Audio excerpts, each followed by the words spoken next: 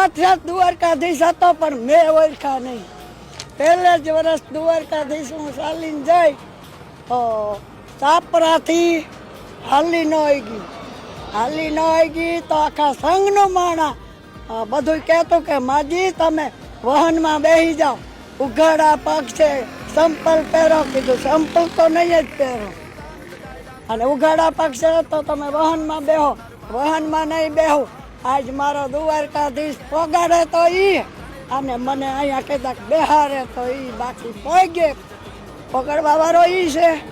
તો દ્વારકાધીશને હું 5 વર્ષ હાલીને જાઉં છું ઉઘાડા પગ.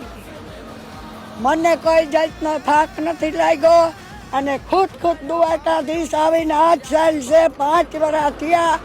5 વર્ષ આ સાલ મેં રાખી છે.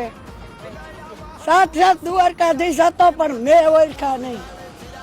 આ લાકડીના સાલ 5 વર્ષ થયા. 5 વર્ષ થયા, અને હજી મારા નાથની ઈચ્છા હોય ને તો મને હજી જ્યાં લગી હલવે ત્યાં લગી હાલવો. બોલો દ્વારકા.